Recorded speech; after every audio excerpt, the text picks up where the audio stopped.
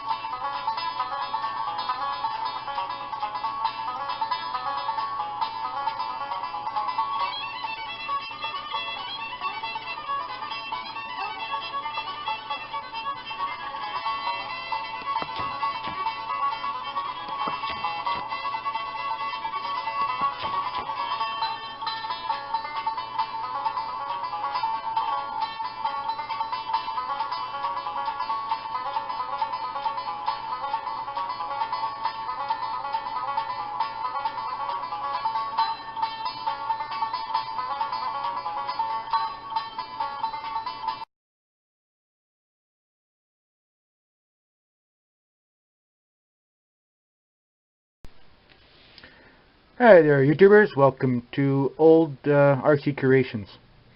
Thanks for stopping by and looking at my video today. Well, we got another model here on the bench. This just came in the mail today, and I got two cabs, and they're supposed to resemble 30s Internationals.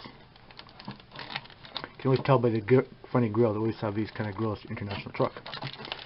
So these are just cabs. That's all I wanted, because I wanted to build my own truck, and I got actually some rims I bought off eBay. They're kind of stashed at the moment in the stash, and they're old school style 5-hole 5 bolts. Those rims would have been used on these old trucks at the time in the 30s. So yeah, it's a good sturdy cab. It has all the proper characteristics. I'm not too happy about the let's see, range of my camera here a bit. I'm not too happy about the mirrors, but I mean, that can be modified later on. Good detail, sturdy plastic, you know, it's good. And this cab, there's so much you can add to it. There's so much detail you can add to this thing here. So at the bottom there, and sorry, my camera goes in and out. It's just a auto zoom on it, but that's all I have right now to make these videos with.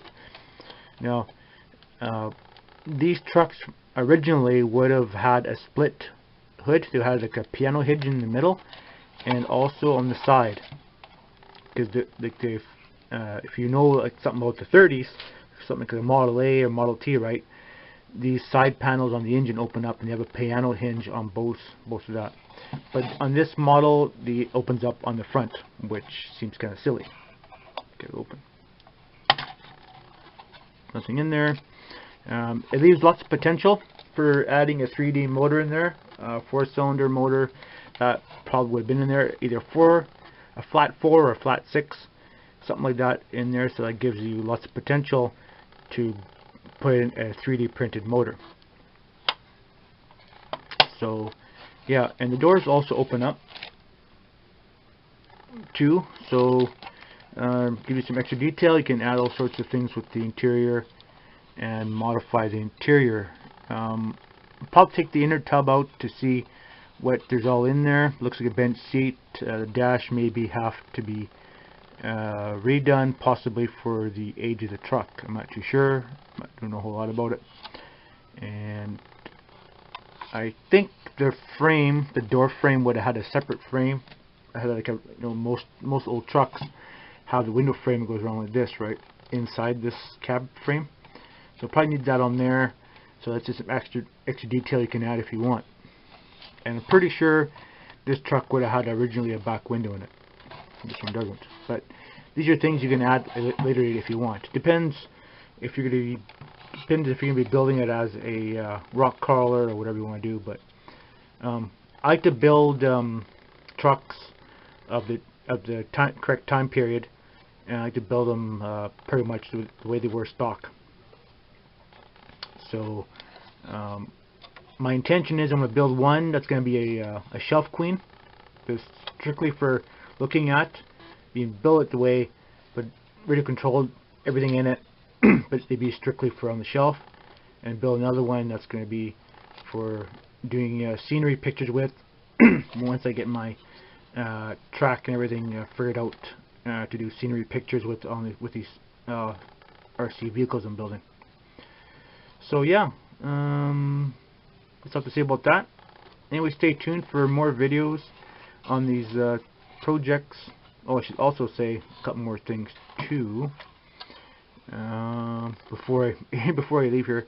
The lights are wired; they're LED lights, and there's also, these would have been signal lights on the fenders. So there's lots of potential there for adding that detail in there. Anyway, there's two cabs there. So if you're really thinking, what's this guy talking about? I do have a sister channel to this channel here.